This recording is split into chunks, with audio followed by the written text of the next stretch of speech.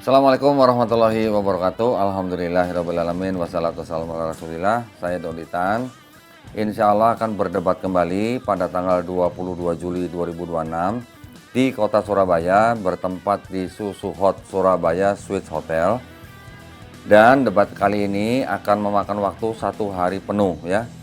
Ada 3 sesi. Sesi pertama jam 9 hingga jam 12 siang. Topiknya adalah Mika 5 ayat 2. Sesi kedua jam 14 hingga 17 sore. Topiknya adalah Kristen pengikut Yesus atau Paulus part 1. Yang sesi ketiga jam 8 hingga jam 10 malam. Topiknya adalah Kristen pengikut Yesus atau Paulus part 2. Jadi buat teman-teman, buat para pemirsa yang ingin langsung bisa merasakan sensasinya debat langsung ya, face to face, tatap muka dan bermartabat, bisa scan. Nah, di barcode ini ya, scan di sini untuk daftar dan beli tiket. Dan yang beli tiket, yang nonton langsung di tempat, itu semuanya juga akan mendapatkan coffee break dan snack ya. Jadi nggak ada yang rugi, dapat coffee, dapat snack, dapat ilmu, insya Allah ya. Barakallahu fikum, semoga kita semuanya dilindungi dan dirahmati Allah Subhanahu wa taala. Wabillahi taufiq wal hidayah. Assalamualaikum warahmatullahi wabarakatuh. Jangan lupa.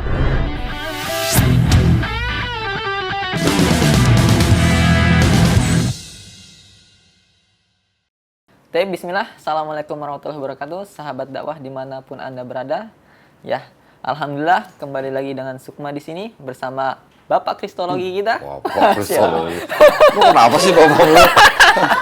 Bapak nih. Mulu. Papi gitu. Oh, Papi. Apa? Oh, sekarang diganti lagi Papi Kristologi. Apa lagi? Ntar saking germo lagi. Ya, Alhamdulillah nih. Kita lanjut lagi Q&A bersama guru Unda kita, Papi. Lu nggak ngopi? Enggak, udah Ngopi tadi. Ya nggak apa-apa, sambil ngopi. Biar makin lancar. Tanya. Ya, Alhamdulillah nih kita kembali ke sesi tanya jawab sama Koh Donditan. Nih hari ini keren banget nih kok, mengkilap banget ini. Apanya? Ya setelannya, Jaketnya? tetap culture. Jaketnya apa lagi bu? Oh ini jaket Spanyol. Oh, jaket Spanyol. Tapi kayak pilot ah. Kayak pilot ya? Karena yang ngasih pilot. Oh Masya Allah. Ini jaketnya siap dilelang buat pembangunan masjid. Wih, baru gua dapet semalam. Masya Allah. Masalahnya belum ada bordir Donditan. Kalau udah ada bordir, baru bordir dilarang. Oh baru lah. Oke, siap ditunggu nanti ya. Buat masjid mana nih? Buat yang di Ambarawa ya? Widih, Katanya mau ada pembangunan tuh kok. Boleh.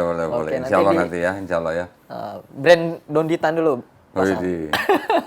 Jangan dong, Masjid Isa Al-Masih Ambarawa. Oh itu? Asik. Boleh. Insya Allah ya, mohon doanya juga ya. Amin. Buat semoga Allah mudahkan. teman-teman penikmat channel Donitan. Alhamdulillah ya, kita sudah diwakafkan. Wakafan. Kita diberi wakaf tanah seluas 4.024 meter persegi. Masya Allah. Ya, itu lokasinya Gede antara banget kota Ambarawa dan Salatiga. Ya, Perbatasan kok. ya di tengah-tengah lah, enggak di tengah banget tapi lebih dekat ke Ambarawa lah. Luas tanahnya 4.024 meter persegi di jalan yang boleh dikatakan itu jalan jalur wisata. Iya. Dan ya lokasinya asik lah pokoknya deh. Asik. Ya, jadi nanti yang wisata ke daerah sekitar situ ada rawa pening, ada apa banyu apa ya, itu bisa mampir di masjid itu. Oh, gampang diakses lah ya. Gampang diakses ya. Masya Allah. Insya Allah kita nanti akan bangun masjidnya, pengennya seperti Masjid Al-Hakim yang di Padang, Yang Hakim. yang di pinggir pantai. Oh, Nah, seperti itu. keren Itu banget. ya, itu apa namanya? Boleh dikatakan permintaan dari yang mewakafkan tanah itu. Gitu. Oh kayak gitu. Ya. Masya Allah. Mohon doanya. Pembangunannya gimana tuh? Pembangunannya pakai tukang. Tukang. Lah ya pakai tukang lah, masa pakai kameramen. Oh, itu tinggal bangun lagi atau udah siap dananya atau gimana tuh kok? Ya justru nanti kita iuran ya, kita apa namanya gotong royong. Oh, gotong royong. Nanti saya buka, tapi sekarang belum nih. Nanti setelah akta wakafnya selesai, baru nanti kita open donasi. Oh, Nah, buat yang mau ikutan mendapatkan mendapatkan emperan sorga gitu Masya nanti sono Allah. gitu. Nah, itu ya. Itu nanti kita beri kesempatan, kita buka kesempatan buat orang-orang yang mau mendapatkan semua kebaikan di dunia dan di akhirat, Boleh nanti. Tapi nanti ya. Masya Allah ya, pewakafnya dia ngebuka jalur kebaikannya dulu nih tanahnya. Iya. Sisanya masih di lelang ya kebaikannya. Iya. Jadi kita nggak boleh asal terima semuanya gitu. Masya Allah. Jadi kita juga harus berupaya supaya yang apa istilahnya umat Islam pada umumnya nanti juga bisa mendapat kesempatan yang sama gitu lah. Oh gitu, Masya Allah. Nih, Ya. spill nih, ternyata udah ada progres pergerakan pembangunan masjid. Oh iya dong. Wah, Lagi ngurus akte wakaf. akte wakafnya dulu ya. Ketua KUA-nya baru pulang haji soalnya. Bisa aja kok. Iya bener. Oke lah. Baru masuk kantornya besok katanya. Kok besok? Ya besok lah kurang lebih. Besok? Ya. Oke. Ya. Tadi lupa nih kok, dibuka dulu ya. Iya dong, dari tadi belum dibuka. Kan udah dibuka tadi. Pemanasan Oh, lagi. pemanasan. Iya, terus? sampai kelupaan. Ya, sebelumnya alhamdulillahi wahdah. Segala puji syukur kepada Allah yang wahdah, wahid dong ya kok ya. Tuhan kita. Wa sadaqa wa'da, yang benar perkataannya, wa nasara abada. Dan Allah itu senantiasa menolong hamba-hambanya, nggak pilih-pilih gitu. Masya Allah. Asyhadu an la ilaha illallah, asyhadu anna Muhammadan abduhu wa rasuluh, amma ba'd. Nah, para pemirsa pecinta channel Koh Doditan dimanapun Anda berada, Oh, alhamdulillah. kalau diwawancarain yang wawancara pegang tab tuh kayaknya gimana gitu ya. Gimana tuh? Soalnya pertanyaannya udah 100 gitu kan. Kemarin aja, tapi keren nih Koh Doni itu tahu apa yang pengen aku tanyain, tiba-tiba udah sat. Oh, udah Oh, gitu, udah kejawab ya? Iya, alhamdulillah Oh, kemarin. oke. Tadinya 40, itu udah alhamdulillah kerangkep. Jadi 4. Jadi 10 pertanyaan kejawab 1 gitu ya. Langsung sekaligus. Padahal baru pengen ditanyain, oh udah include nih. Oh ide. Apalagi nih, apalagi? Ini kok. Lanjut Kaki gua gini ya? Iya, santai kok. Pegel nih ya, abis dakwah seharian. Habis pingpong. Nah, salah satu hobinya nih. Yang mau battle pingpong juga bisa nih. Boleh, Oh, boleh. Yang mau ngajarin saya pingpong juga boleh. Allah. Oke, bisa dihubungi nanti. Ya. Nah, kita lanjut. Ada penelitian juga nih kok. Aku kan habis riset juga ya. Penelitian. Ya, ini kan Riset apa lu? lagi ya tipis-tipis. Oh, lu Ngerjain tipis-tipis. ngerjain skripsi. Oh, bener. Ngerjain skripsi nih kok. Ah. Di antaranya kan riset terkait tentang kristologi juga. Hmm. Nah, di riset lapangan tersebut, aku pernah, ini real lah, langsung dari pelakunya tersebut. Ternyata kan kalau kita ketahui, mungkin banyak berita yang tersebar itu di kalangan dewasa yang banyak murtad gitu. Dewasa yang murtad, terus? Tetapi ternyata ada juga di kalangan anak-anak kok, anak-anak kecil juga. Bahkan ya mungkin ketika dia main di gereja ataupun apa tertarik sehingga akhirnya oh kayaknya nyaman nih dengan ini. Padahal kan yang suatu hal yang baik itu kan belum tentu benar ya. Sedangkan kita harus benar dan baik. Nah, tapi yang menjadi permasalahannya bagaimana sih kok mengatasi terkait misal ya kristenisasi di kalangan anak-anak gitu. Kayaknya ada juga gerakan kayak gitu atau gimana kok? Ada aja, itu mah ada aja. Ya, jadi namanya pencegahan kan pasti lebih bagus daripada pengobatan. Iya. Ya dong. Kalau orang tuanya sadar bahaya pendangkalan akidah dan pemurtatan, orang tuanya itu harusnya sudah mulai dari anak-anak mereka dini itu sudah mulai ditanamkan dan diperkuat akidahnya. Harusnya kan begitu. Nah, memang kalau buat anak-anak belum cocok kalau belajar kristologi belum cocok. Oh, belum. Tapi orang tua yang sudah paham paling tidak kristologinya, paling tidak menanamkan benih-benih kristologi, jangan kristologi dah, krislamologi. Krislamologi. Ya. Benih-benih krislamologi kepada anak-anaknya. Contoh yang paling gampang. Anak-anak kan pasti baca Quran, ya kan? Pasti ngaji, ya kan? Pasti juga mungkin belajar sirah nabawiyah. Pelajaran-pelajaran yang diterima anak-anak itu kan itu harus menancap kuat. Nancap kuat. Ya, menancap kuat di anak-anaknya dari dini. Contoh bahwa Isa itu di dalam Islam hanyalah seorang nabi. Oh, Ya, itu. contoh di Islam Nabi Isa alaihissalam tidak dibunuh dan tidak disalib. Ini penting banget ya.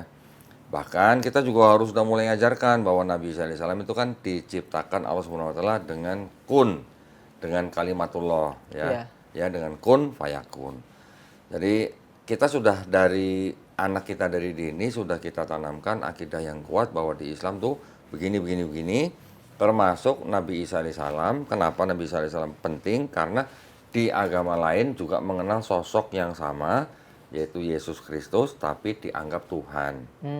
Anak-anak sudah harus mulai ditanamkan begini. Jadi jangan sampai anak-anak apa istilahnya ya, karena melihat cara beribadah yang berbeda, terus mereka jadi tertarik hanya gara-gara sosok yang sama yang pernah mereka kenal di Islam, tapi disembah dengan cara yang lain di agama lain. Itu yang harus kita cegah. Akidah itu dari awal sudah harus kuat, Iya, iya, iya. ya. Jadi dan bagaimana kita mengajarkan membawa anak-anak kita dari dini sudah cinta dengan Quran. Nah, itu juga penting. Mungkin teman-teman yang lain yang bergerak di bidang apa namanya Quran, tahfiz dan segala macam, mereka mungkin lebih tahu ilmunya bagaimana caranya mengajak anak-anak kita cinta Quran. Nah, itu. Ya, jadi itu bisa mencegah paling tidak apa namanya anak-anak murtad. Gitu. Tapi sebenarnya sih jarang banget mungkin lah. Itu ya. Emang ada datanya? Berapa Ada. anak-anak yang murtad? Nah, kalau untuk datanya masih kita ini dulu lah. Tapi Masuk. memang ini faktanya gini kok. Kan diantara asbab, ya kayak kampus STD yang sekarang nih, Muslimat Center itu kan dulu kenapa adanya itu asbabul nurut apa nuzul? Urut. Asbabul urutnya itu karena katanya pas ada orang tua, dia itu kan pergi tuh umroh. Nah setelah pulang tiba-tiba anaknya tuh cara doanya berbeda. Ya kayak Nah, anak itu sekolahnya di sekolah apa? dia Hmm. belum di riset lagi sih, tapi memang sekilas ceritanya gitu. Akhirnya kan kok kayak akhirnya kayak termurtad yang gitu. Nah, gini. Kayak dari gaya itunya. Akhirnya Gini. disitulah dibangun Muslimat Center untuk ya salah satunya membentengi ibu-ibu biar bisa mengkontrol Oke, hal nah tersebut. sekarang gini. Orang tua memang pada zaman dulu, mungkin ya pada zaman-zaman tahun 70-an, 80-an, orang tua entah itu Kristen, entah itu Islam, entah agama apapun, mereka kan pengen semua orang tua pasti pengen anaknya dapat pendidikan yang bagus kan? Iya. Semua orang tua juga pasti pengen anaknya menjadi anak yang baik dalam arti ya disiplin, taat dan segala macam. Yang orang tua harapkan itu anak-anak itu bisa dapat pendidikan yang baik di mana? Nah, pada waktu itu memang boleh dikatakan lembaga-lembaga pendidikan dari kalangan Islam dan Kristen itu memang lebih duluan yang Kristen.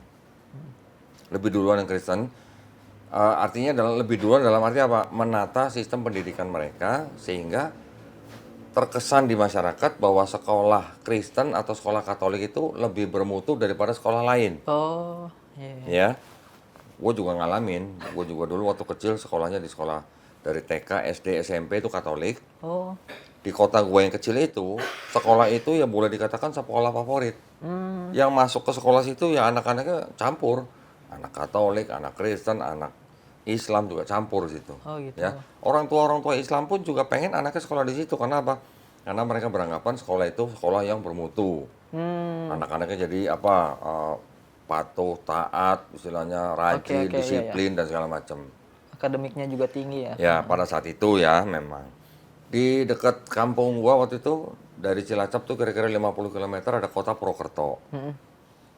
Di Purwokerto juga ada sekolah Katolik namanya Bruderan. Bruderan. Bruderan. Ya, Belanda tuh. Mungkin Belanda. Itu mungkin dari kata brother kali ya. Asik. Nah, ya bruder kan pasti brother. Yang penting nggak blunder ya. Sekolah Bruderan itu di Purwokerto itu juga waktu itu jadi sekolah favorit. Bahkan orang-orang tua dari Jogja tuh yang ngirim anaknya sekolah di Bruderan. Dari Jogja padahal. Gua kenal ada beberapa lah yang begitu. Oke. Jadi artinya memang ada saatnya waktu itu sekolah-sekolah Kristen dan Katolik yang favorit. Ya, jadi favoritnya bukan untuk orang Katolik aja, tapi untuk orang-orang Islam juga. Iya. Belakangan ketika saya ke Purwokerto, itu kira-kira 2 atau 3 tahun yang lalu, baru di Purwokerto sekarang bermuncullah apa namanya lembaga-lembaga pendidikan Islam. Ada Al-Azhar, ada Al-Irsyad gitu ya. Nah, waktu itu saya dengar kabar kalau yang di Bruderan itu sekarang sepi. Oh. Udah sepi gitu. Kenapa tuh? Jadi artinya lembaga pendidikan Islam juga harus punya sekolah yang bermutu yang seperti yang dipunya oleh kalangan agama lain. Supaya apa? Supaya bisa menampung anak-anak dari keluarga Islam. Jadi kalau udah tahu kita beragama Islam, anak kita ya kalau bisa sekolahnya di sekolah Islam. Oh gitu. Ya, kalau di sekolah Islam kan pasti diajarin agama Islam.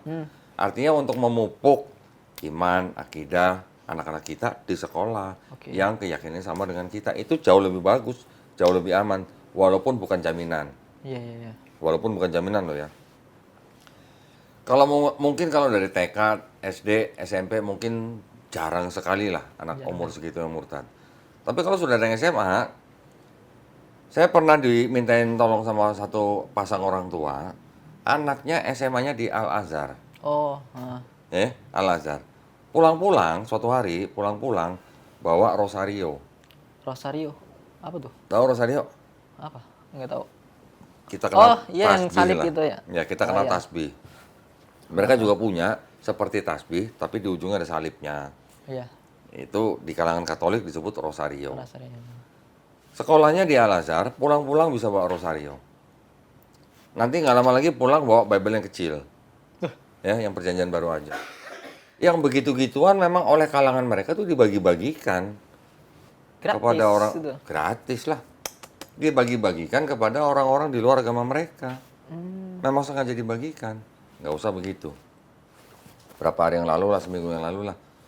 Gua ke sebuah mall. Gua ke sebuah optik. Oh, Nama optiknya gua nggak usah sebutin lah ya. iya. Habis selesai urusan, bayar, udah selesai ambil barang. Si staff optiknya Hah? ternyata kenalin gua. Iya. Ya. Ngenalin terus tiba-tiba, kok boleh nggak nanya gitu. Oh, tanya apa nih mas? Dia ngeluarin Bible, perjanjian baru. Kok tadi ada bapak-bapak sama ibu-ibu datang sini, awalnya nanya servis kacamata, belakangan ngasih buku ini suruh kita baca.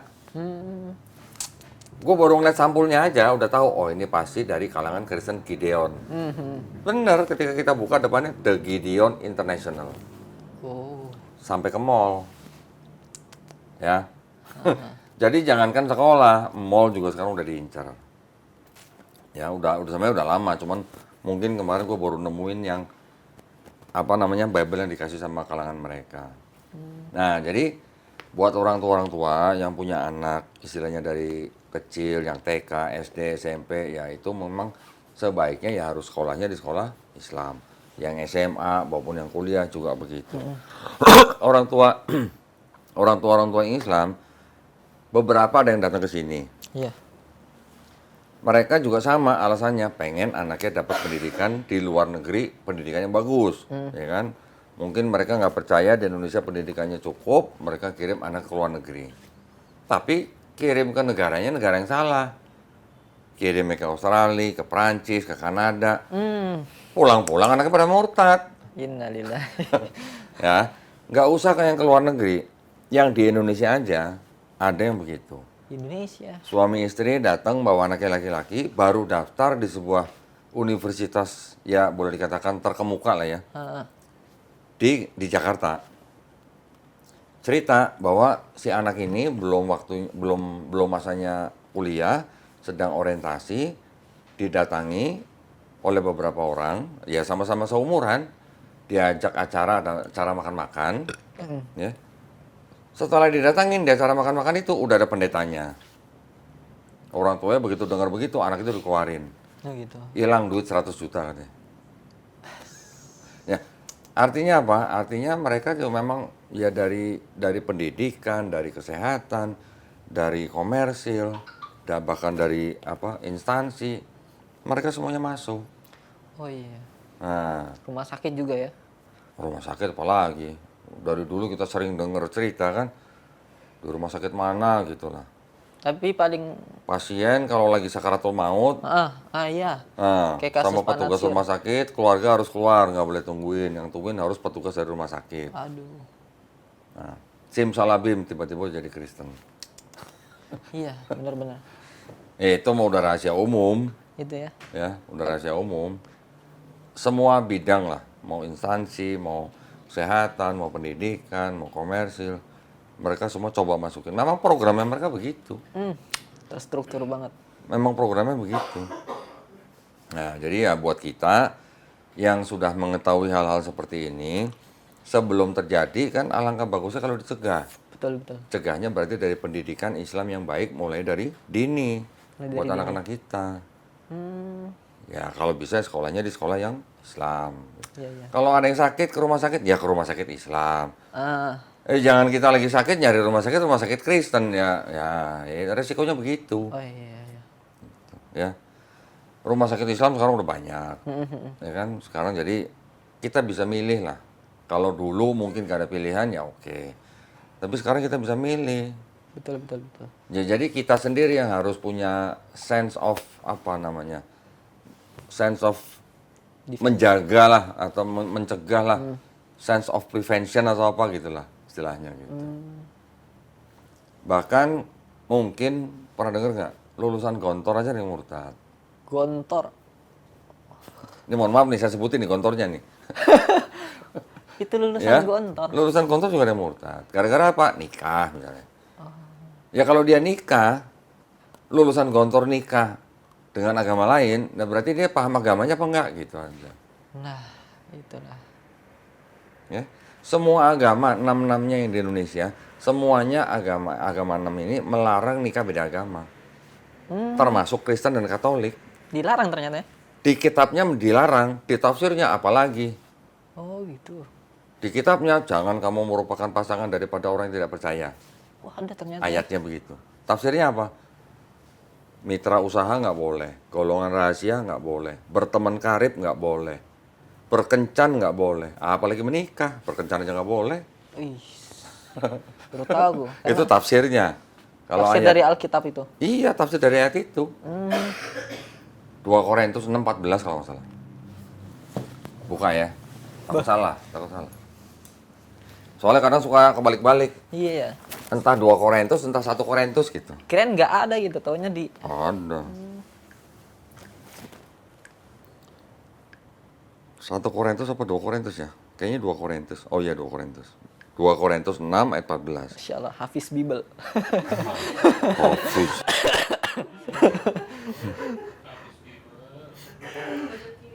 Pojok ini. 2 Korintus 6 ayat 14. Janganlah kamu merupakan pasangan yang tidak seimbang dengan orang-orang yang tak percaya. Sebab persamaan apakah terdapat antara kebenaran dan kedurhakaan? Atau bagaimana terang dapat bersatu dengan gelap? Ayatnya ada. 2 Korintus 6 ayat 14. Iya. Tafsirnya ayat ini mengatakan bermitra usaha nggak boleh, golongan rahasia nggak boleh, berteman karib nggak boleh, berkencan nggak boleh, menikah nggak boleh dengan orang di luar Kristen. Lah berteman karib aja nggak boleh. Benar banget. Gitu. Berarti kalau berteman karib nggak boleh, berarti kan nggak boleh berteman sama orang-orang di luar agama mereka. Oh. Tafsirnya loh itu. Tafsir dari Full Life namanya. Baca. Bisa dibaca di sini. Asik. Waduh, itu jadi lipet tiga. Makanya gerah ya. Nggak bisa dilipet Oh, lagi. gedean mana nih? Oh mirip ya. Ampun. Baru seimbang ya. Tadi kalah gede gue ya. Ampun. Alkitab Sabda. Kirain lipetan 2 aja. 2 Korintus 6 ayat 14.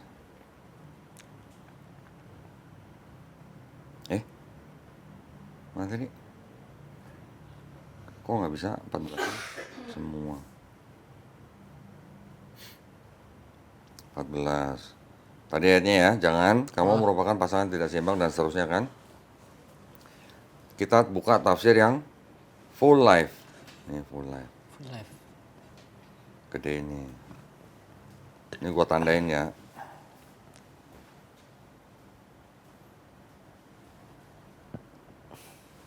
Kebaca nggak sih? Bentar, ini dibikin desktop kali ini.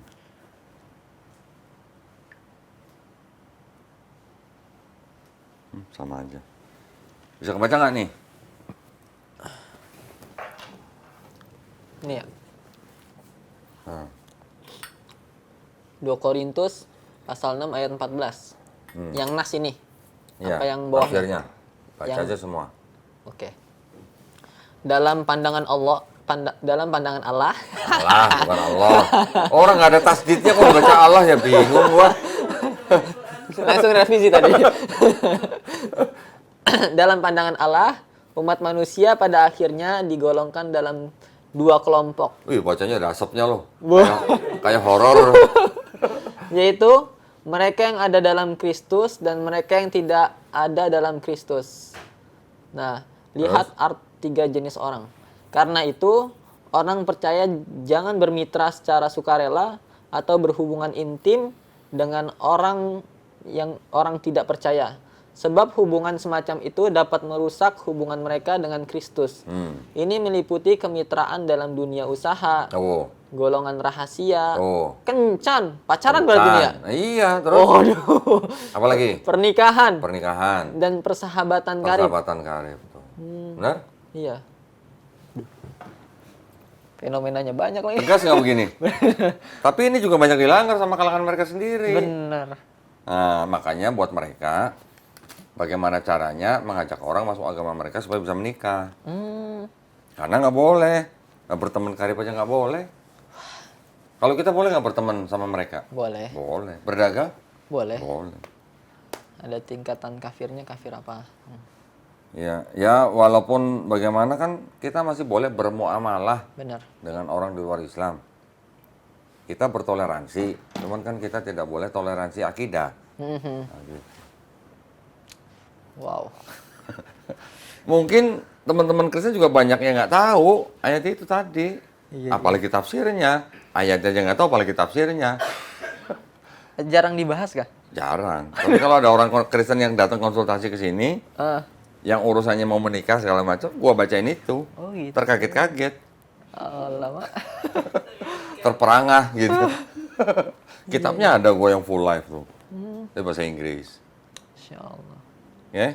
Nah, jadi buat kita untuk melindungi keluarga kita, sanak saudara, handai taulan dari upaya pemurtatan, ya kitanya harus bisa menjaga diri kita sendiri. Bisa menjaga, melindungi, membentengi iman dan akidah kita. Nah, kalau nggak dari kecil, dari kapan? Betul. Nah, gitu. Kalau dari gede, nah dia mungkin udah terinfiltrasi dengan ajaran-ajaran di luar Islam. Dia mungkin sudah keburu serak dengan ajaran lain gitu. Tapi kalau dari kecil kan yang kita harapkan anak kita nanti kita tumbuh dengan iman dan akidah Islam yang kuat gitu. Betul. Baru setelah iman dan akidahnya Islam kuat, baru silahkan mau belajar kristologi mendalam, monggo. Basicnya yang tadi ya. Iya. Masya Allah. Tapi dari tadi yang udah Kodon dijabarin, yang menariknya tadi dari tingkatan pesantren aja, ini masih kena gitu, lulusan pesantren dan lain sebagainya. Itu masih bisa terkena kemurtadan. Lantas bagaimana menurut Koh Dondi terkait pelajaran Krislamologi ini? Apakah memang pembelajaran ini harus dimulai dari dunia pesantren atau setelah dia menjadi dai nih? Sebelum jadi dai dong. Sebelum menjadi dai ya? Iya. Sebelum jadi dai, terutama sebelum dia terjun ke masyarakat. Tapi kayaknya kan masih banyak juga nih pesantren-pesantren yang aku pernah pondokin juga nggak ada tuh terkait mata kuliah tersebut. Makanya pas di STD, ada kelas kepakaran kristolog, menarik juga nih. Nah, ini yang menjadi dilema kita, nggak semua pesantren mengadakan terkait pembelajaran krislamologi ini. Nah, jadi memang saya nggak menyalahkan guru-guru kita yang melarang santri-santrinya baca kitab orang lain. Saya nggak menyalahkan, itu benar. Ya kalau memang masih anak-anak, nggak perlu baca kitab orang lain. Dia belajar Quran, belajar Islamnya dengan baik, kan ada jenjang umurnya. Kalau dia udah umur kira-kira seumuran anak-anak SMA, ketika sebelum dia lulus, ya diambil waktu 1 tahun atau 6 bulan belajar krislamologinya di situ. Pada waktu iman dan akidah Islamnya udah kuat gitu. Nah, terutama kalau memang ini calon dai yang memang untuk berdakwah di masyarakat. Itu dia wajib tahu krislamologi. Kalau nggak tahu, nih ya, gue berani taruhan nih. Taruhan dalam arti begini. Gimana tuh? Calon-calon dai sebelum keluar dari pesantren, kalau dia nggak belajar krislamologi, ketika dia keluar dari pesantren, terus kemudian terjun ke masyarakat, tanya ke dai itu, kitab sucinya orang Kristen namanya apa? Jawabnya apa pasti? Alkitab. Poro-poro, pasti jawabnya Injil. Betul nggak? Rata-rata begitu. Nggak usah dai yang baru keluar dari pesantren. Ustadz-ustadz kita aja itu sering menyebut kitab sucinya Kristen dengan sebutan apa? Injil. Injil. Kenapa? Ya karena memang di Quran memang nggak ada kata Bible. Oh iya ya. Iya kan? Mhm. Di Quran disebutnya apa? Injil, Injil, Taurat, Zabur, Injil, Taurat, Zabur, Injil. Tapi kan Quran menyebutkan ketiga kitab itu kan dalam arti itu adalah kitab-kitab yang diberikan kepada Bani Israel pada zaman itu. Oke? Iya ya. Karena orang Islam, santri-santri kita nggak pernah baca Bible di dalam Quran, taunya bacanya Injil. Jadi ketika keluar dari pesantren, taunya kitabnya orang Kristen itu Injil. Itu yang beresiko. Iya. Beresikonya apa? Disangkanya itulah Injil yang dimaksud Quran gitu. Oh, oke. Itulah Taurat yang dimaksud Quran. Mereka sangkanya begitu. Nah, kalau udah begitu, kalau dia ketemu misionaris yang paham dikit tentang Islam, misionarisnya bisa nanya begini, di Quran kamu kan ada itu ya? Taurat, Zabur, Injil lah? Iya. Iya. Terus di rukun iman kamu, yang ketiga rukun iman apa? Beriman pada apa? Alkitab, kitab Allah. Kitab-kitabnya. Apa aja? Taurat, Zabur, Injil, Quran, Nah, sama 4 kan? 4 kan? Taurat, Zabur, Injil, Quran. Ah, Ada Injil kan? iya. Mereka tunjukin, ini Injil. Ditunjukin sama mereka, ini kitab mereka nih, ini Injil nih. Ada tulisannya Injil gitu. Iya, iya, iya. Pakai peraga ya. Pakai peraga ya. Biar lu bisa bayangin. Oke, oke.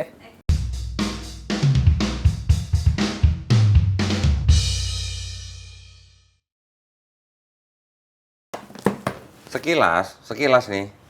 Mirip Quran nggak? Iya.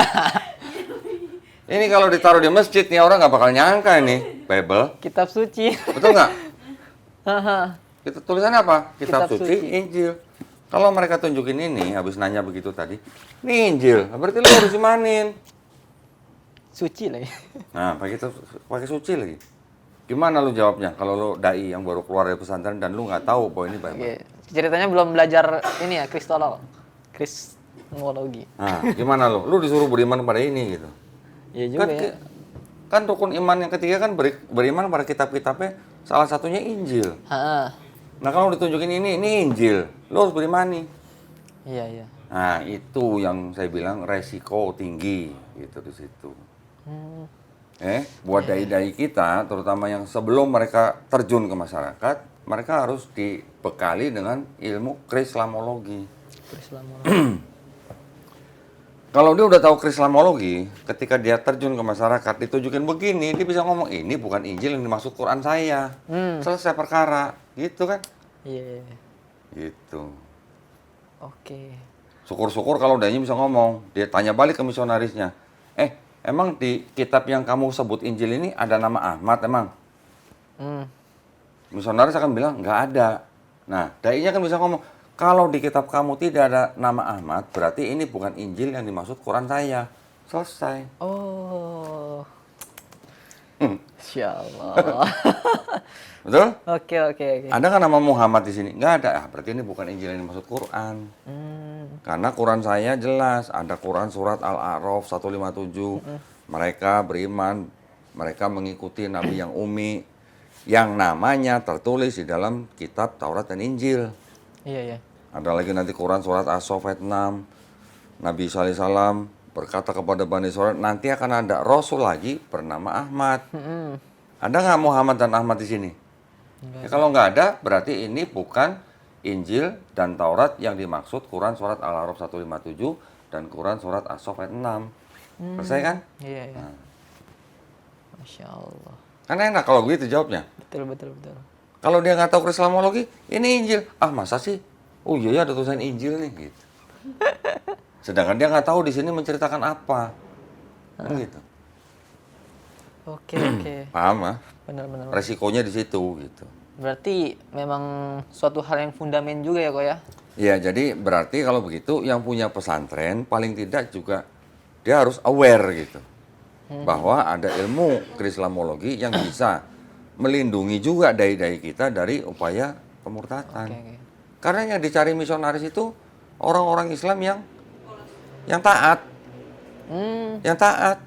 Contoh misalnya, lu dai ini baru lulus nih. Iya. Ketemu gua misionaris di warung kopi misalnya, di warung Yoi. kopi. Kita lagi ngopi nih. Hah. Kan kita lagi ngopi ya begini ya. Ada azan. Ada azan. Misionaris ngelihat. Ini dai langsung sholat kan nih? Hmm. Begitu ada azan si dai-nya buru-buru ambil wudhu sholat. Oh ini berarti muslim yang taat. Yang begitu yang diincar sama misionaris. Malah gitu ya? Iya. Bukan takut dia malah. Bukan. Malah yang begitu yang diincar karena taat. Oh. Tapi kalau lagi ngopi sama misionaris, ada azan, dai-nya nggak langsung buru-buru sholat. Ah ngapain? Gitu. Ya mungkin, apalagi kalau yang istilahnya misionaris ketemu di warung kopi, apalagi yang main judi, apalagi Iya. yang mabok-mabokan, itu nggak bakal dideketin. Oh, malah gitu ya? Iya. Bukannya itu lebih mudah ya kok? Mudah apa? Karena basic dijadi. Enggak, justru yang diincar sama misionaris untuk dijadikan misionaris lagi, itu Oh, orang kader Islam misionarisnya. yang taat. Gitu. Oke. Ngapain gue nyari-nyari pemabok? Nanti Oh, kalau gue gitu. tarik, oke bisa masuk Kristen ya. Di Kristen juga tukang mabok, susah juga gitu. Oh. Paham Berarti ya? nitikin kader juga dia ya? Iya. Kalau misionaris nyari orang dijadikan misionaris.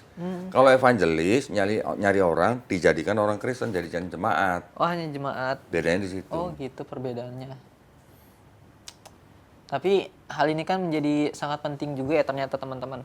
Nah, tapi mungkin kan diantaranya itu kita lihat kayak apologet kita terbatas atau yang memang pakar di bidang Islamologi ini kan sangat sedikit kok.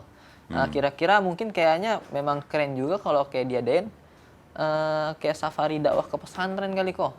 Itu gimana kok kalau misalnya diadain nih kayak planning untuk Kohdondi ini menerima entah kuliah umum atau ngisi kayak kuliah ini, itu gimana kok kayaknya?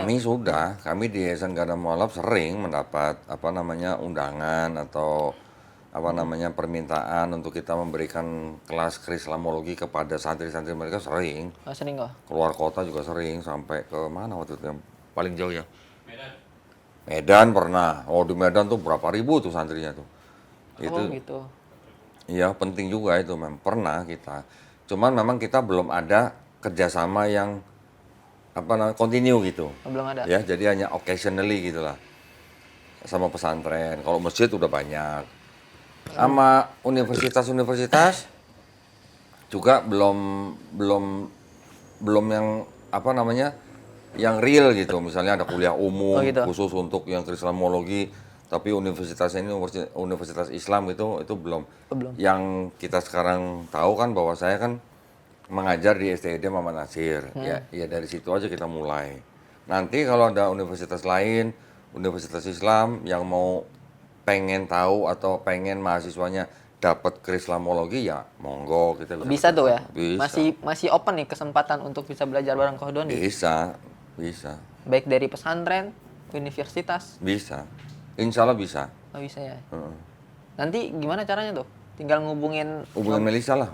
Jangan hubungin gua. Nah untuk teman-teman yang pengen belajar sama Kohdondi, ya biar manfaatnya juga lebih luas, mungkin kan gimana sih caranya gimana? Berarti ternyata masih bisa iya. aksesnya ya? Bahkan perkantoran juga bisa, misalnya kok saya mau karyawan saya, terutama karyawan-karyawan saya yang Islam, mendapatkan Islamologi tapi yang paket gitu. Karena kan Islamologi kan nggak cukup, cuman ceramah 2 jam kan nggak cukup sebenarnya. Betul. Oh berarti macam kuliah. Kalau cuma ceramah 2 jam itu baru kulit-kulitnya doang gitu istilahnya. Oke.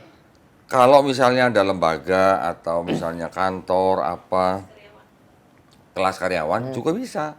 Oh, bisa ada ya? yang kelas 3 hari, ada yang kelas 10 hari. Itu ada. Kita bisa kasih yang begitu. Iya. Okay. Silakan aja hubungin Melisa. Ya, untuk teman-teman yang pengen belajar langsung sama Kohdondi, mungkin bisa langsung hubungi nomor di bawah ini ya, Ko ya. Di bawah ini nanti nih, ya. Di mana? Di bawah ini. Di bawah ini. Maksudnya di bawah kaki lo gitu. Enggak. bisa. hubungi Insya Allah ya. bisa. Alhamdulillah ya. masih menerima nih ya untuk teman-teman.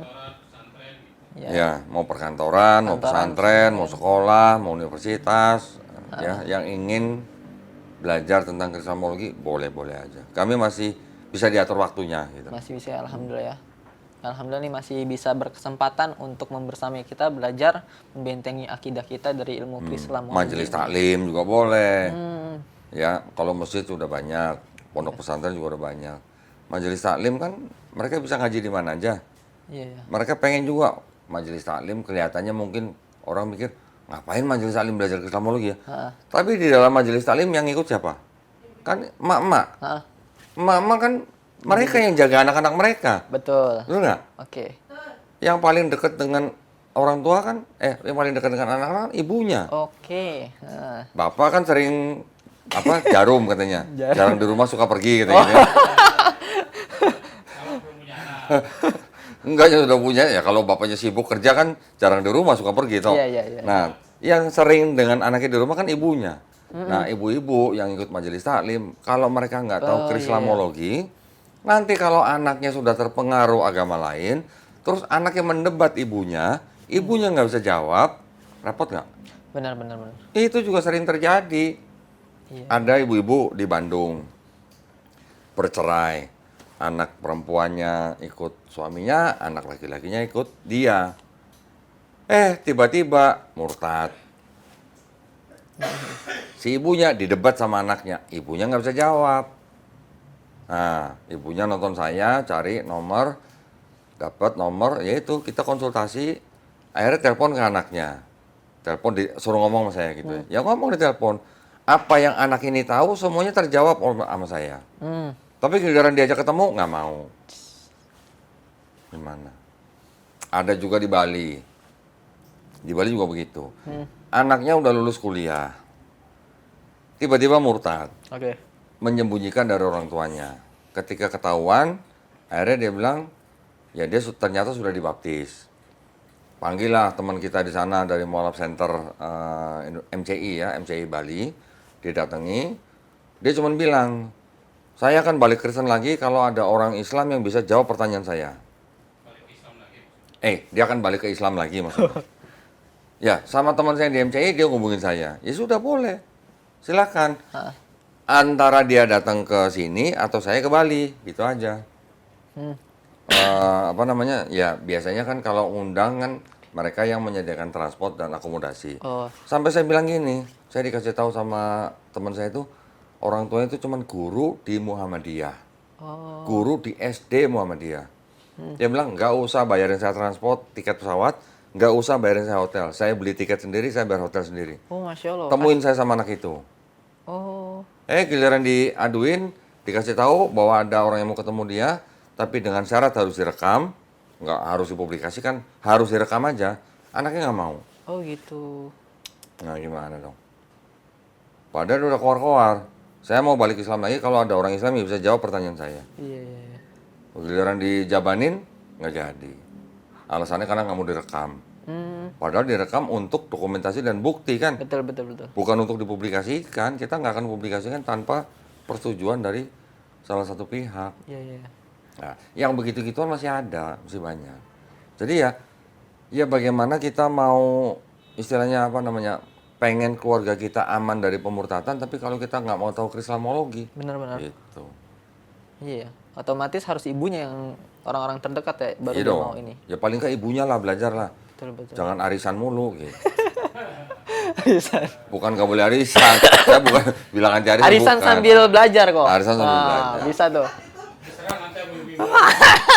Bukan nggak boleh, maksudnya ya pikirin juga anak-anak maksud saya. Iya. Gitu. Apalagi kalau anak-anak yang udah mulai lepas SMA, itu lagi rawan-rawannya. Oke, oke. Itu lagi rawan-rawannya itu. Jadi tadi ada lanjutannya ya, bukan nggak boleh arisan tapi lebih baik arisan sambil belajar Islamologi ya. Susah lah kalau arisan kayak belajar Islamologi lah. Mana konsen? Yang di konsen siapa yang dapat nih? Siapa yang dapat nih?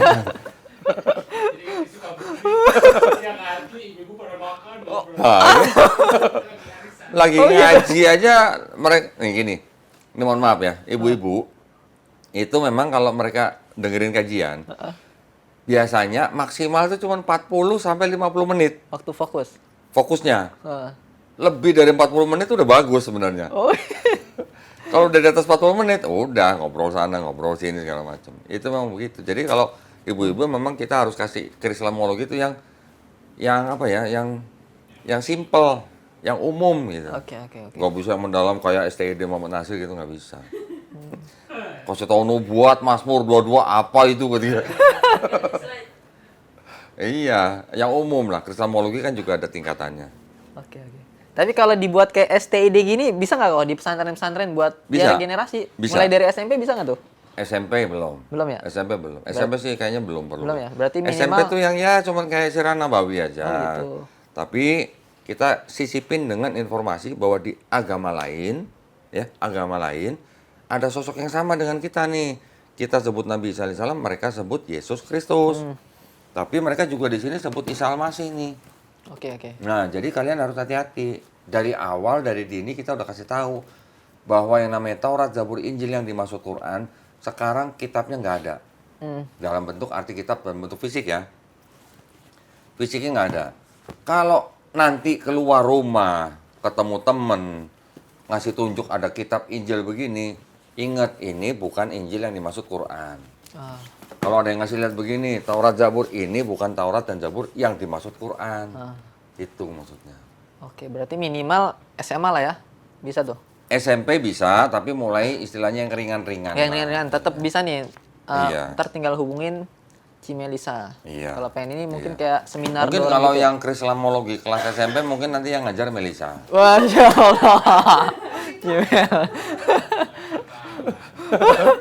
Oke, berarti menerima panggilan ke pesantren-pesantren SMA Iya, lah ya. iya. Karena mungkin basicnya udah cukup lah. Tinggal diasah lagi. Mau sekolah umum juga boleh. Oh, sekolah Ya umum juga. artinya gini, yang tergantung dari pimpinan sekolahnya. Oke. Kalau pimpinan sekolahnya peduli dengan melindungi akidah murid-murid atau siswa-siswanya, ya monggo diisi dengan Krislamologi. Krislamologi itu bukan pelajaran yang harus diikutin satu full semester gitu, enggak. Enggak sampai satu semester. Oh, ada hal basic yang ntar dirangkum Iya. lebih ini lagi ya. Iya. Hanya bisa disisipkan gitu loh. Di perguruan tinggi juga bisa disisipkan sebagai kuliah umum, bisa. Gitu. Oke, dapat. Masya Allah ya. Kalau STID lain, kalau STID kan kalau mahasiswa STID itu kan harus paham dari A sampai Z Ah, tentang Krislamologinya. Kenapa? Karena memang STID kan nantinya kan akan mencetak mahasiswa-mahasiswinya itu menjadi dai-dai, ya kan? Dai-dai yang akan terjun bahkan kebanyakan ke daerah pedalaman. Kalau yang ke pedalaman itu nggak tahu Krislamologi, wah itu bahaya. iya betul. Udah pernah ngalamin kan? Udah. Nah, Betul. itu. Emang penting banget teman-teman. Pentingnya di situ. Tapi ini kok, misalnya kan kalau Sukma lihat tuh banyak juga komenan pengen gitu kuliah bareng Ko Dondi. Nah ini masih bisa ada kesempatan nggak ya untuk teman-teman mahasiswa mungkin dari kampus lain pengen kuliah bareng sama Ko Dondi? Entah di Kuliah kampus- bareng sama STID maksudnya? Ya nggak, mungkin kalau dari kampusnya itu pengen, oh ada inilah kurikulum. Ya kayak terserah gitu mau juga. kuliah saya ke kampus atau mahasiswa ke sini tinggal diatur aja. Oh, tinggal diatur Tapi ya. kalau bareng sama STID tempatnya udah nggak cukup. Oh berarti masih Tempatnya open udah ya nggak cukup. kesempatan tapi untuk ngajar Bisa. ke kampus-kampus Masih lain bisa, ya. iya. Iya biar lebih banyak nih kader-kader kristolog, krislamologi kita nih. Karena Krislamologi itu memang ya boleh dikatakan kan gini. Ada dasarnya ya. Dari dasar ini nanti siswa atau yang mengikuti pelajaran ini itu sebenarnya bisa mengembangkan sendiri gitu. Tapi ada dasarnya dulu gitu. Nah, dasarnya ini yang penting. Oke. Ya, dasar nanti ada lanjutan. Dari lanjutan ini nanti juga bisa dikembangkan lagi. Maksud saya contoh gini. Kalau udah lanjutan itu boleh dikatakan yang sudah bisa membantah yang disebut dengan nubuat Yesus dalam perjanjian lama gitu misalnya. Oh. Oke. Ayat-ayat yang kita kasih kan nggak akan semuanya gitu. Karena orang Kristen kan ngeklaimnya kan sampai ratusan ayat gitu katanya. Padahal yang diklaim itu yang apa namanya yang benar-benar dianggap merujuk kepada Yesus kan cuma hanya beberapa ayat aja. Kalau yang lain-lain itu ayat-ayat yang sangat umum gitu. Nah, maksud saya kalau nanti yang sudah dapat Krislamologi lanjutan ini dia mau mengembangkan ke ayat-ayat yang lain ya monggo. Oh gitu Tuh. ya. Mau mengembangkan ke bahasa aslinya juga boleh. Silakan. Karena gini contoh nih ya. Ketika kita belajar dulunya disebut kristologi, ada sebagian kalangan yang saya maunya belajar bahasa aslinya gitu. Oh, Ya, iya. ada yang belajar bahasa Ibrani, ada yang belajar bahasa Yunani. Itu nggak apa-apa, itu bagus. Itu bagus, itu sebuah kelebihan. Bisa bahasa aslinya, teksnya mereka bagus. Cuman kalau fokusnya cuman ke situ, dia tidak akan dapat global konteksnya. Global konteks permasalahannya apa di dalam Kristen. Ya. Iya. Tapi kalau kita misalnya dengan bahasa Inggris yang kita kuasain, kita bisa dapat materi yang jauh lebih luas daripada yang hanya belajar bahasa aslinya gitu maksud saya. Oke, oke. Saya juga dulu belajar bahasa Ibrani, bahasa Yunani, belajar dikit-dikit, temen saya malas terusin. Saya pikir, udahlah, ya cukup lah, yang penting asal tahu lah ini huruf apa, bacanya apa gitu lah ya. Saya nggak belajar sampai yang konsonan-konsonan, yang apa, vokal-vokalnya, Iya, enggak. iya, iya. Tapi saya lebih fokus dalam satu agama ini ada masalah apa sih gitu. Ada Yahudi, ada Kristen, ada Islam. Ini yang harus kita tahu nih, persamaan dan perbedaannya apa ketiga agama ini. Gitu. Dan banyak tafsirannya pakai bahasa Inggris malah, Jo. Banyak, kebanyakan bahasa Inggris. Jadi kalau yang dibahas sama teman-teman yang lain, mungkin kebanyakan itu adalah materi-materi yang memang sudah dibahas mungkin beberapa tahun, bahkan puluhan tahun yang sebelumnya lah. Oke. Ya. Tapi yang zaman sekarang ini yang saya bahas itu memang materi-materi yang mungkin bisa dikatakan baru gitu loh. Baru masuk ke sini gitu loh. Oke, oke. Contoh misalnya, dari dulu ada nggak pendebat Islam yang berani ngomong bahwa kitabnya orang Kristen yang perjanjian baru, khususnya yang 4 gospel, Matius, Markus, Lukas, Yohanes, sebagian ada di Kisah Para Rasul, itu ternyata menyadur novel. Ada nggak yang ngomong gitu? Belum, Mendebatkan itu? jarang. Saya nggak tahu, saya belum tahu, belum ada. Saya nggak pernah dengar. Nah itu yang sekarang saya lagi Goreng-goreng. tunjukkan gitu. Saya sih nggak suka goreng lah, nggak bisa goreng saya. Rebus. Saya cuma bisa tunjukkan dengan buku-buku yang saya punya. Oh ternyata, ini loh. Karena kan saya, waktu saya baru belajar kristologi kan saya memang udah fokusnya bagaimana saya ingin menjawab almarhum Syekh Hamid Hidayat yang menuduh kitab saya ada kontradiksi, ada ayat tidak asli. Dari situ jadi saya fokusnya ke kritik teks terus. Oke. Ketika kita belajar kritik teks itu kan sebenarnya kan agendanya adalah antara kitab yang sekarang dengan teks yang dulu ini ada perbedaan apa enggak gitu. Itu agenda utamanya kritik teks. Kalangan Kristen juga ada yang aliran kritik teks. Makanya kalau ada kitab yang ayat ini enggak ada, ayat ini ada, ya itu memang yang ini pengen tahu yang zaman dulunya di naskah lama itu ada enggak teks itu. Tapi lama-lama kan kita mundur lagi ke belakangnya. Loh, ternyata di belakangnya sudah ada teks-teks atau dokumen-dokumen yang ceritanya kok sama dengan cerita di dalam Bible.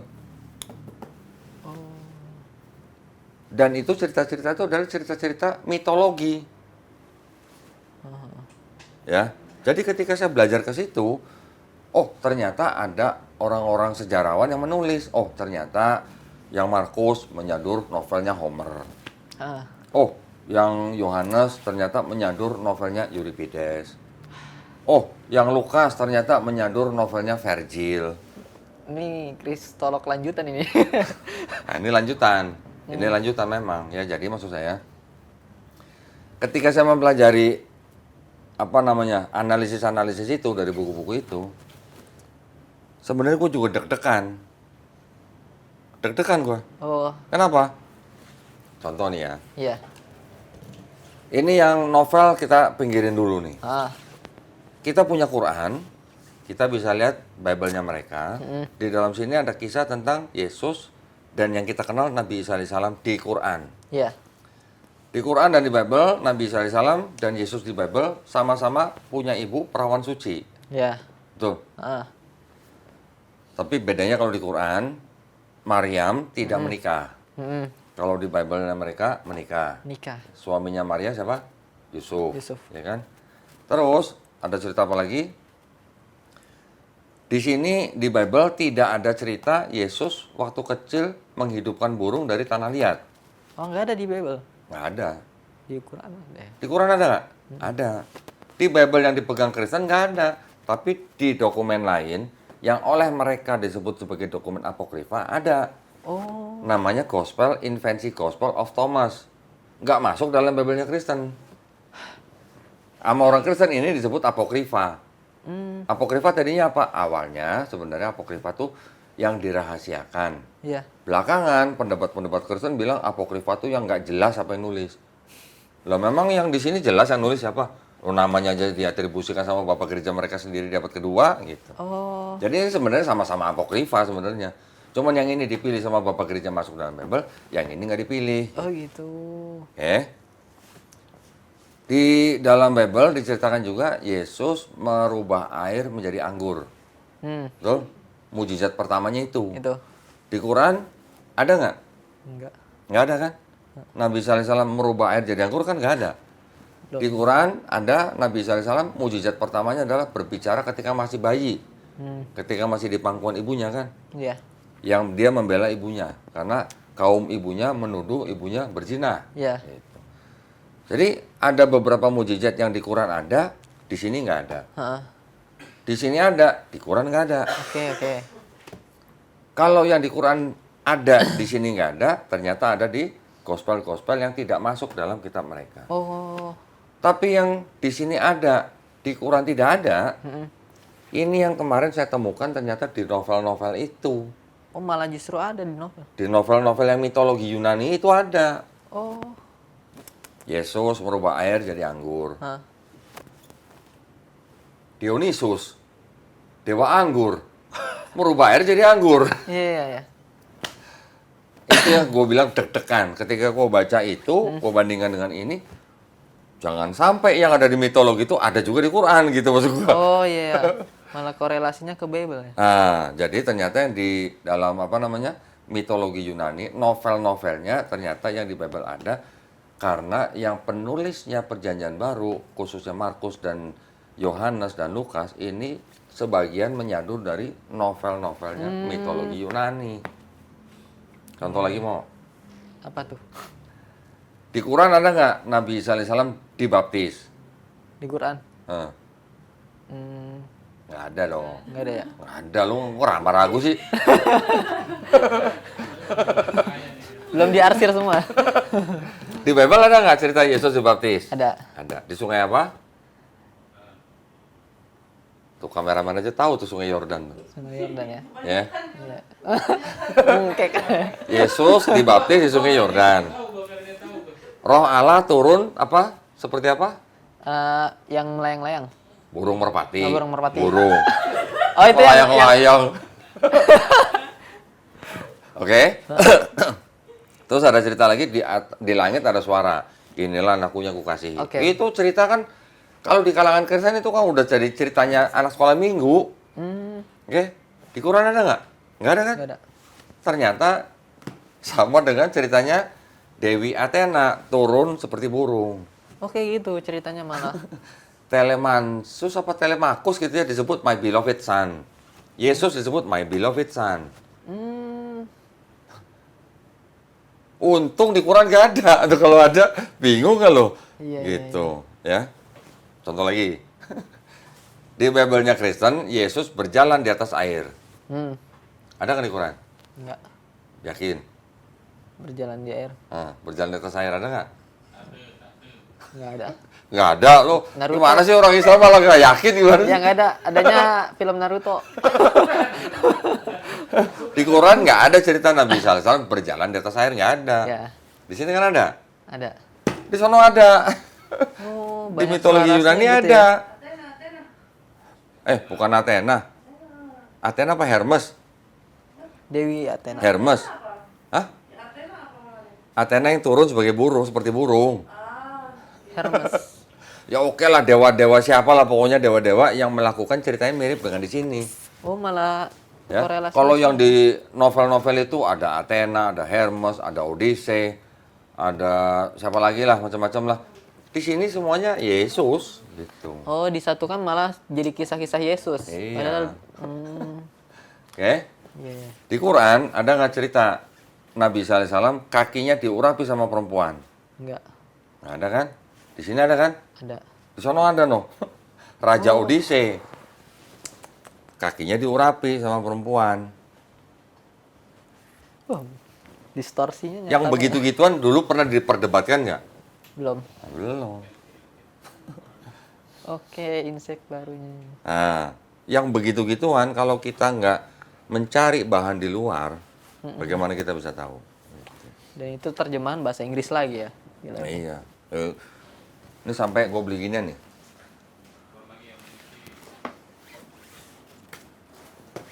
Insya Allah.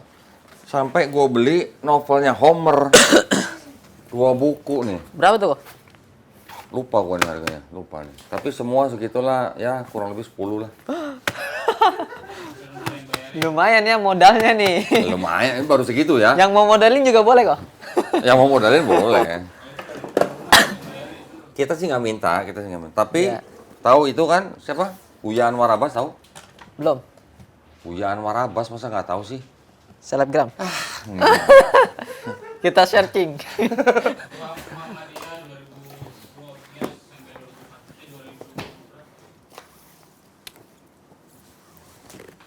Kita taruh aja di sini. Allahu Akbar.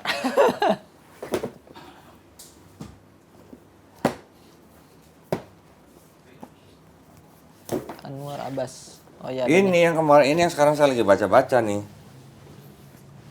Ya. Ini yang kayak begini, saya harus punya. Kenapa? Karena ketika seorang sejarawan menulis bahwa Markus mengadopsi ceritanya Homer, ini kan namanya Homer nih penulisnya nih. Iya. Ketika seorang sejarawan namanya Dennis R. MacDonald menulis bahwa penulis kitab Markus mengadopsi novelnya Homer, kalau gua nggak punya karyanya Homer, Bukti fisiknya ya. nah kan gua susah membuktikannya. Betul betul. Tapi kalau dari sini ternyata ada cerita yang sama dengan cerita di Gospel, berarti tulisannya Dennis R. MacDonald kan bener. Oh. Gitu maksudnya. Haha. Itu cara saya begitu. Masya Allah ya, pengorbanannya luar biasa nih. Jadi ketika waktu itu ada Buya Anwar Abbas podcast sama saya di sini, di Iya. luar podcast nih, Ah. dia ngeliat, itu buku-buku apa itu? Oh, itu baru datang Buya. Dari mana? Belinya di Amazon.com Buya. Berapa itu segitu? Segini berapa? Ya kurang lebih 10 juta lah. Langsung Buya Anwar Abbas bilang, nanya minta nomor rekening ke Suci. Suci, nomor rekening gak ada modal berapa? Gitu. Masya Allah. Langsung ditransfer 10 juta. Wah. Bilangnya apa? Saya juga pengen punya pahala dari buku-buku yang dipakai Kodondi buat mendapat apa? Buat orang yang mendapatkan hidayah. Allahu Akbar. Masya Allah. Pahala jariah terus nih. Nah, jadi Buya Anwar Abbas pun nggak mau ketinggalan gitu. Luar biasa. Ya artinya dengan cara seperti ini saya kan hanya ngajak mikir. Benar-benar. Ya, hanya ngajak mikir.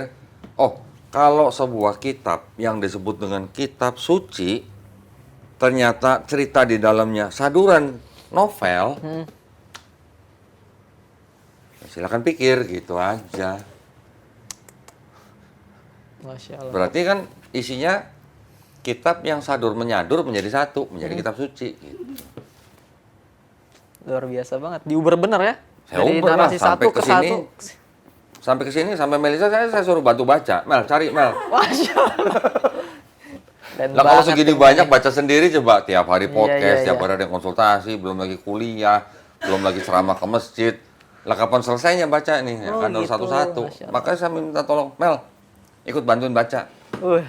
Keren banget timnya ya. Sampai ada juga subscriber saya dari kota Brebes. Hah. Saya suruh main ke sini. Ya. Namanya Denny. Weh. Saya bilang pas lagi main sini, Den, bantu baca. Bantu baca, dia cari. Sampai dikasih catatan, ini Dewi ini yang sama dengan Babel yang ini kok. Oh gitu. Masya Allah. Ya artinya kalau begitu kan kita sama-sama dalam rangka berdakwah. Gitu. Bukan kita mau menelanjangi, bukan. Tapi ini ilmiah. Ya mengejar bukti. Kita nyata nggak ya. boleh mengolok-olok. Kalau mengolok-olok kan tanpa dasar. Bener. Tapi kalau ini kan ada dasar. Bener-bener. Setuju, setuju. By data valid nih. Iya, gitu. Nah kalau udah begini, mau ngebantah, ya bantahlah Homer gitu yang udah yang hidupnya di abad ke-8 gitu.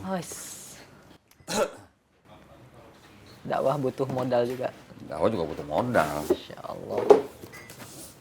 Nah, saya kasih contoh ya. Yang udah ditandain sama si Melisa nih. Mana Mel? Oh, ini.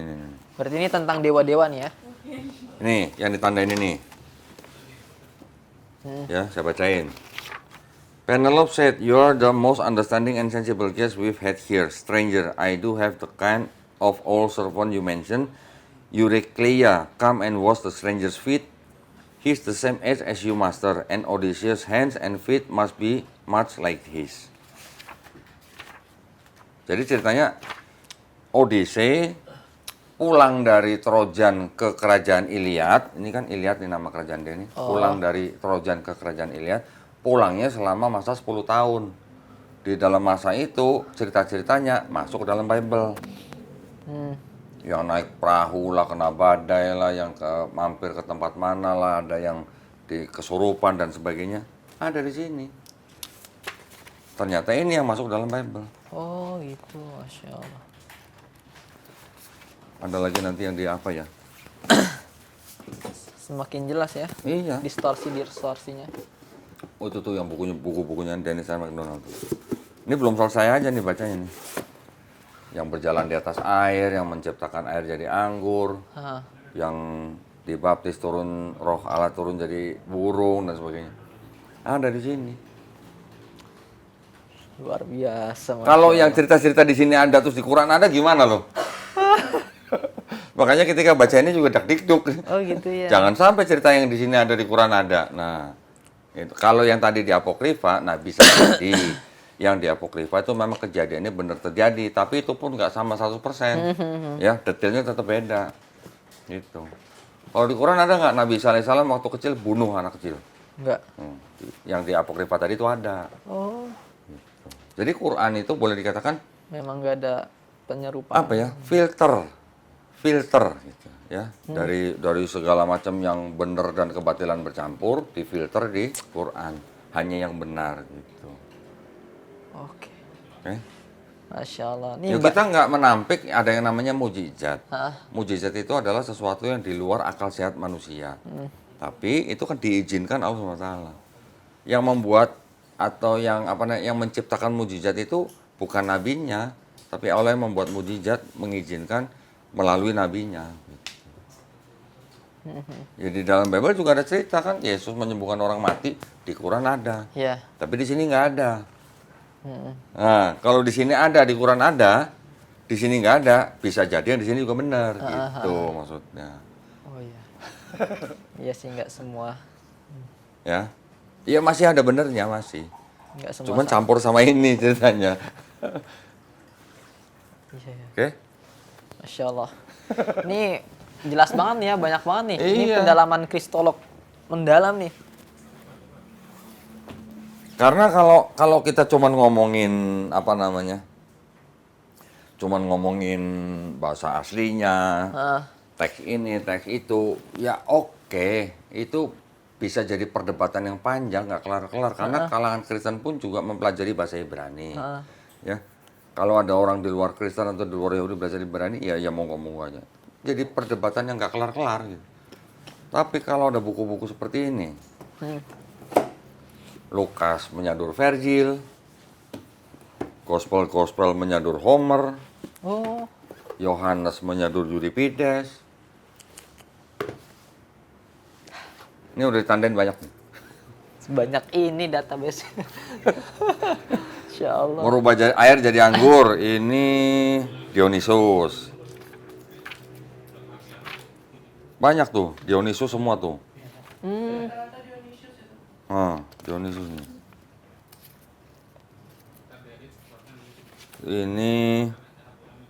Nih ada air keabadian gitu. Ada di Yohanes 4 ayat 1 sampai 42. Yang ini tubuh dan darah Kristus. Masih banyak nih, belum selesai tuh. Allah Akbar. Ini juga udah ditandain banyak tuh. Nah, nih. Kesamaan antara Eliad dan Markus 15. Bahasanya mirip. Cuma nama orang dan nama tempatnya diganti-ganti. Oh.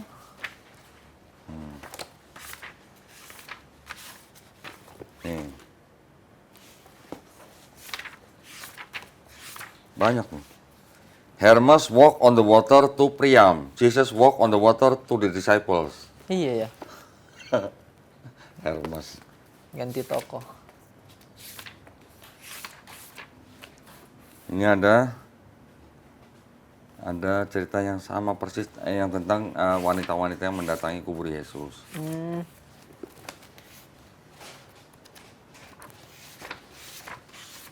Emang harus gimana ya? Harus telaten.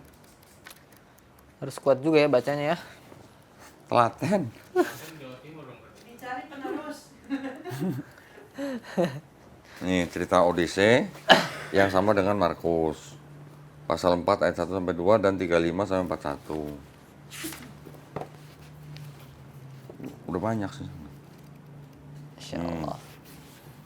Odise, yes, Markus. Makanya pas baca ini deg-degan kita, jangan sampai nih cerita di sini ada di Quran. Iya iya. Nah, kalau udah begini, berarti ini membuktikan Quran ayat berapa? Ini membuktikan Quran surat Ali Imran ayat 78. Silakan dicek. Ini cukup detail nih. 178. Tolong bacakan dengan lagom Nih. Yang dari Lukas nih. Eurycleia was Odysseus' feet and anointed him generously with oil. Odyssey ya. Yang di Lukas 7 ayat 36 sampai 50, the woman washed Jesus' feet and anointed them with perfume oil.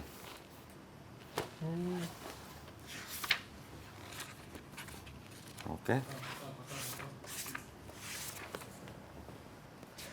Oke, tentunya masih banyak ya kok ya.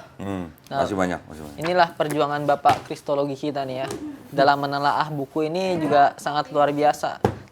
Tentunya juga nggak cukup sampai Kohodondi doang. Diharapkan juga kepada teman-teman untuk bisa melanjutkan perjuangan Kohodondi ini. Salah satunya apa?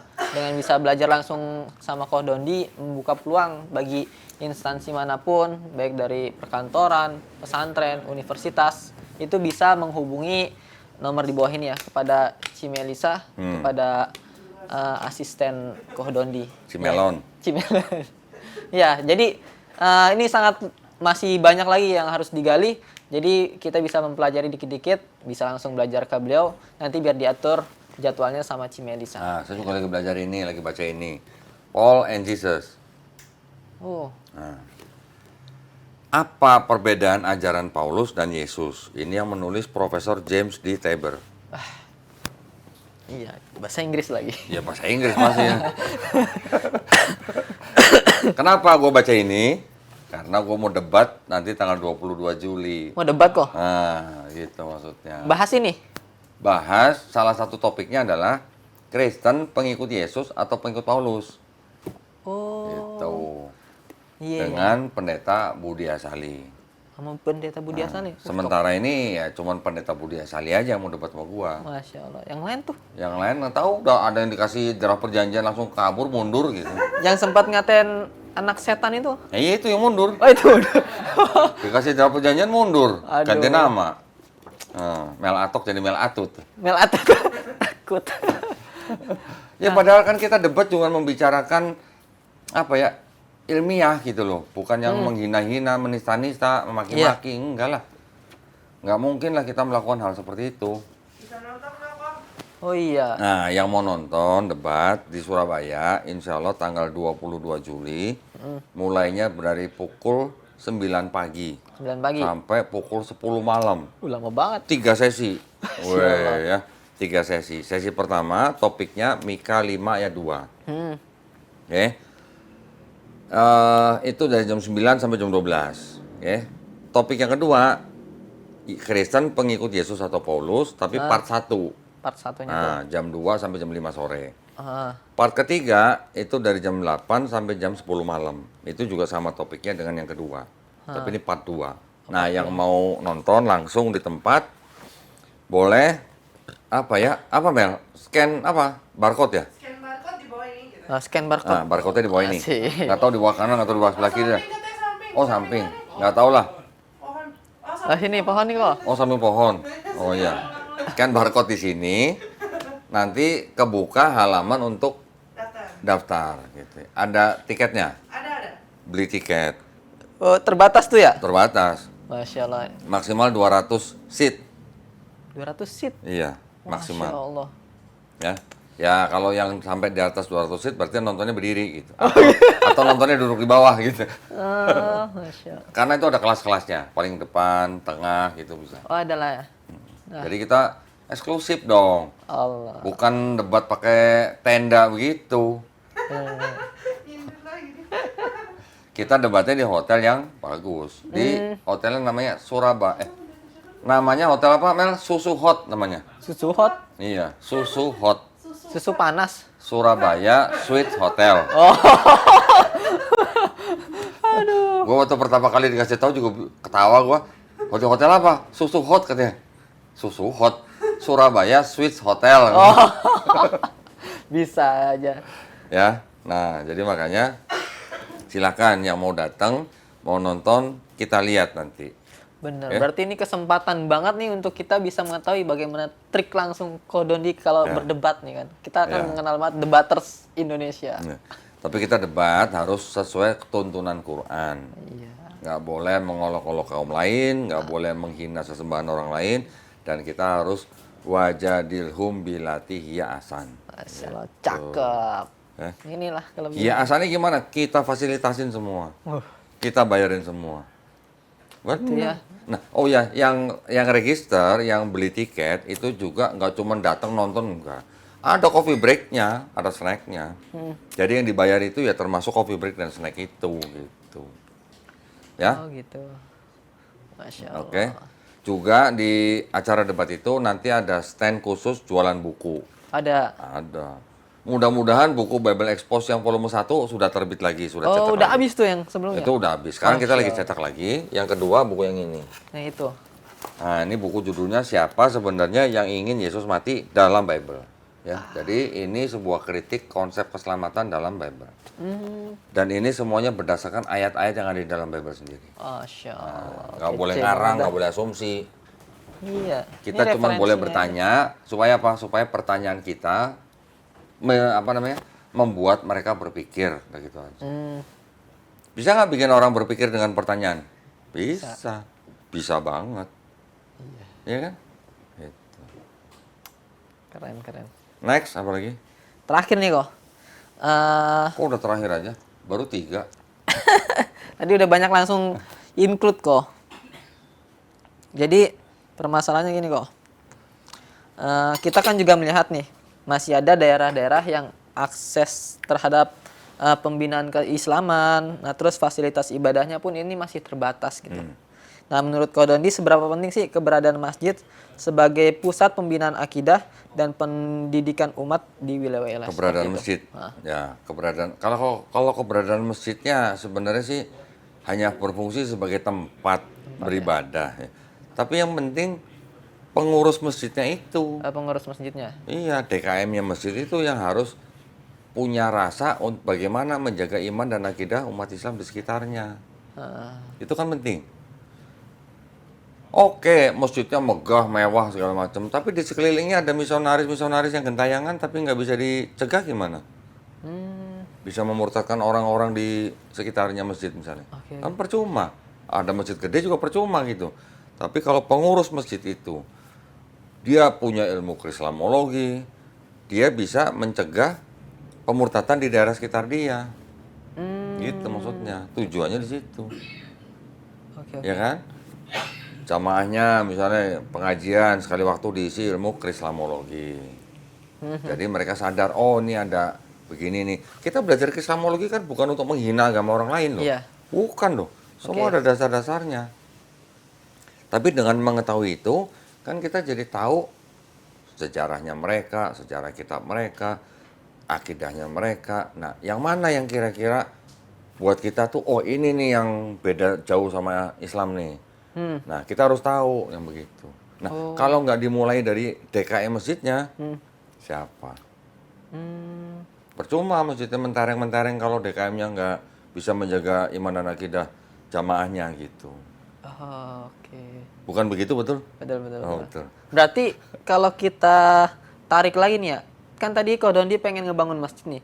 Kan setiap masjid punya keunggulan masing-masing, misalnya 1 juta pemuda. Nah, tetapi bagaimana nanti masjid yang bakal Kodondi dirikan? Konsepnya. Iya. Oh, ya kalau konsep masjid ya tetap kita harus menyamakan dengan masjid-masjid yang lain di Indonesia. Tapi kenapa kok saya pengennya masjid itu nanti diberi nama Masjid Isa Al-Masih Nah, iya. Ambarawa? Kenapa tuh? Kenapa? Boleh nggak kira-kira? Boleh aja. Ya, boleh lah, kenapa? Orang Isa Al-Masih ada di Quran kok. Iya. You know, yang nggak disebut dalam Quran aja bisa dijadikan nama masjid, apalagi yang ada di dalam Quran kan gitu. Betul, betul. Ya asal jangan bikin masjid Firaun aja gitu. Maksudnya Isa Al-Masih kan itu nabi kita juga, Benar. ya kan? Nah, kenapa? Karena sebelumnya kan kita sudah pernah beli gereja di Klaten. Oh, beli gereja. Gereja itu kita jadikan masjid dengan nama Masjid Isa Al-Masih. Oh. Nah, jadi ketika nanti di Ambarawa nanti insya Allah mohon doanya jadi masjid juga, Amin. kita juga namakan Masjid Isa Al-Masih Ambarawa. Yang di Klaten Masjid Isa Al-Masih Klaten. Ya, siapa tahu nanti banyak Masjid Isa Al-Masih di tempat yang lain gitu. Oh, gitu. Ya. Kenapa Isa Al-Masih? Karena sosok itu yang jadi perdebatan kita selalu kan dengan gitu. kalangan Kristen. Nah, jadi supaya kita umat Islam juga ingat, nah ini ada Nabi Isa Al-Masih yang oleh kalangan Kristen disembah menjadi Tuhan. Kita harus tahu gitu loh. Tapi di daerah itu masih ada rentan hal-hal seperti itu juga nggak? Terkait mungkin kan dengan adanya Kristenisasi. masjid, ya.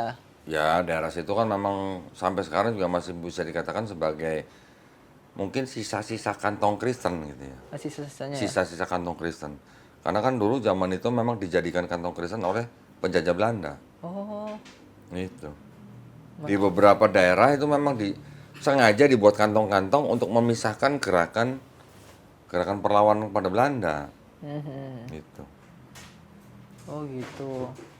Berarti diantaranya juga mungkin misi unggulannya tadi ya, adanya Oke, penggunaan ini. kalau masjid ya udah pasti kan buat Iya. beribadah, sholat segala macam. Nanti insya Allah di area masjid kita juga nanti ada gedung yang kita bisa pakai untuk apa pertemuan, mungkin apa acara-acara yang bisa dipakai oleh masyarakat. Juga nanti ada yang kita pengen juga ada sekolahnya. Oh, ada sekolah. Sekolahnya yang pasti ada sekolah tahfiz Quran. Kita juga pengennya di situ nanti ada sekolah, paling tidak ada sekolah Krislamologi. Oh, ada. Pengennya begitu. Pengen boleh kan? Semoga Nah. Allah kabulkan. Nah, jadi kita juga pengennya masjid itu juga karena dia berada di jalan yang memang jalan pariwisata, ya jadi masjid wisata. Gitu. Ya, kita juga nanti kerjasama dengan UMKM sekitarnya yang mau berdagang makanan, minuman silahkan. Kita atur tempatnya gitu. Iya, 4.024 meter persegi. gede banget itu, Masya Allah. Gede kalau belum dibangun, nanti kalau dibangun juga sempit, lihat aja. Udah kebanyakan ini kan jadi sempit ntar. Iya. Ya, makanya kita harus tata dari sekarang supaya jangan sampai nanti salah desain, tumpang tindih. Harus dari awal gitu. Ya mohon doanya, teman-teman semuanya, mudah-mudahan rencana kita dimudahkan, Amin. dilancarkan Allah SWT. Oke. Ya. Semoga Allah mudahkan lah. Apalagi tadi ada sekolah Krislamologi ya. Ya, Karena paling ini. tidak ada lah. Soalnya pahala jariahnya makin lebih banyak nih teman-teman. Amin, sama-sama lah. Ya makanya kalau mau sama-sama punya banyak pahala jariah, ya sudah, bantuin. Ah iya, cara Gotong bantunya royong. scan barcode atau ada ininya? Nanti. Saya belum berani ngajak sekarang karena akta wakafnya belum jadi. Oke. Tunggu akta wakaf. Oke, tetap stay tune ya di Ya. channel Kohdondi Stay ataupun tune. dia akun-akun Kohdondi Iya, lah. iya. Yang pengen Ya. ikut kontribusi membangun ya masjid yang luar Mohon biasa. doanya ini. aja, mohon doanya. Oke. Closing. Nah, dari sekian banyak pembahasan ini, jadi apa nih kok? Closing statement untuk para penonton Wah, ini. kirain mah yang closing elu gitu, gua juga yang closing. Biasanya host summary dong, ngasih kesimpulan dong. Ya, lu Oh, gitu kasih ya? summary dong. Oke lah. Nah, Doni hostnya lagi magang sih soalnya jadi. Oke. Ya, terima kasih kepada Kohdondi, Bapak Kristologi kita Bapak Kristologi. yang sangat luar biasa. tadi banyak ya poin-poin yang bisa kita ambil dari bagaimana untuk mengkanter atau membekali keluarga kita dari serangan-serangan mungkin ada pemurtadan dan lain sebagainya, mulai dari pembinaan terkait TPA, sekolah anak, pemilihan ya instansi-instansi dan lain sebagainya. Nah terus tadi jangan lupa juga nanti ada debat Ko Dondi di tanggal berapa tadi kok? 22 Juli. 22 Juli ya di Surabaya. Nah untuk teman-teman yang pengen mengikuti langsung bagaimana untuk meneliti, ternyata cara debaters Indonesia yang kece ini, yang Kece, lu berapa cewek mau kece. yang keren ini ya debaters handal kita lah.